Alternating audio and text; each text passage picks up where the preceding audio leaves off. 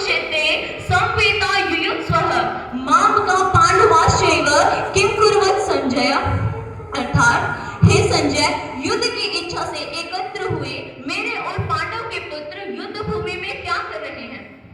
दोस्तों, क्या कारण होगा कि कुरुक्षेत्र की भूमि पर महाभारत का युद्ध हुआ?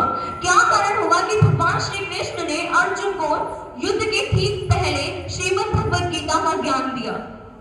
कारण है, जब मोह माया धन दौलत और लालच के जाल में फंसकर इंसान अपने धर्म के मार्ग से भटक जाता है और अधर्म के मार्ग पर चलकर अपना सर्वनाश कर लेता है, तो उस इंसान को उस सर्वनाश से बचाने के लिए स्वयं त्रिलोकीनाथ अर्थात भगवान श्री कृष्ण ने 5000 साल पहले भगवद गीता का दिव्य ज्ञान दिया था।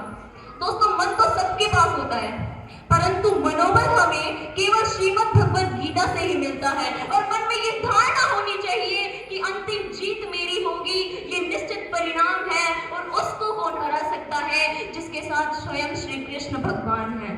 तो दोस्तों, अर्जुन जब अपने सामने अपने सगे संबंधियों को देखकर घबरा जाता है और श्री कृष्ण से कहता है कि दृष्टिमेवं कृष्णं सज्जं युयुत्सं सब उपस्थितं सिद्धन्ते मम गात्राणि मुखं च परिशुष्यते। अर्थात हे श्री कृष्ण, ये लोग जो मेरे सामने हैं ये मेरे अपने ही तो हैं, मेरे हाथ से मेरा गांडीव छूट रहा है, मेरा मुख सूखा जा रहा है। और वह इस स्थिति में अपना निर्णय लेने से इनकार कर देता है और भगवान श्री कृष्ण से कहता है कि अन्तक्रियं प्रयोक्तम पापम चरति पुरुषः अनिच्छनि वार्षेण बालधवी नियोजित। कि हे श्री कृष्ण, ये कौन है जो मुझे पाप कर्म में लगा रहा है? मेरी तो पाप कर्म करने की कोई इच्छा भी नहीं है। तो पहले अध्याय में तो अर्जुन बोलते रहते, श्री कृष्ण सुनते रहते हैं, परंतु जैसे ही पहला अध्याय समाप्त हो जाता है तो श्री कृष्ण बोलना आरंभ कर देते हैं और वो क्रांतिकारी श्लोक जिसे सुनकर आज भी बुद्धि चकरा जाती है।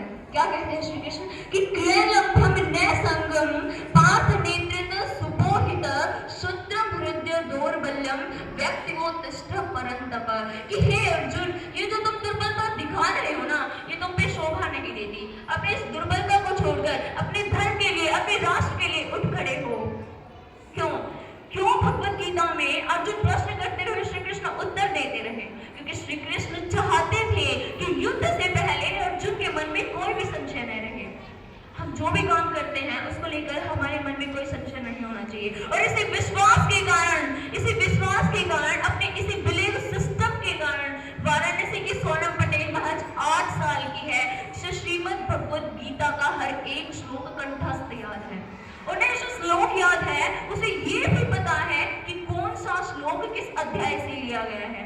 इसे विश्वास के कारण ब्रिटिश वैज्ञानिक जोलिनिंग ने भी कहा है कि भगवद गीता के लिखे हर एक श्लोक को आज तक कोई भी वैज्ञानिक झूठा साबित नहीं कर पाया, क्योंकि भगवद गीता सत्य है और सत्य ही सनातन है।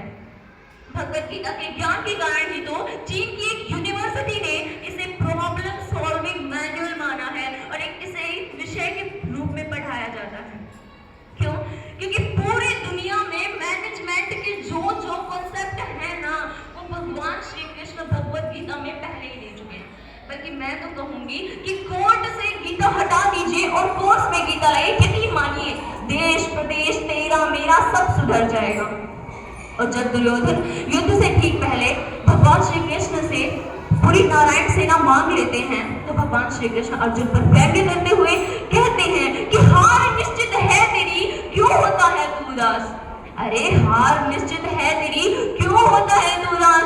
मांग तो दुर्योधन ले गया, अब बची है केवल छास। इस व्यंग्य का उत्तर देते हुए अर्जुन कहते हैं कि जीत निश्चित है मेरी, क्यों हूं मैं उदास? अरे जीत निश्चित है मेरी, क्यों हूं मैं उदास? माखन का मैं क्या करूंगा जब माखन चोर है मेरे पास।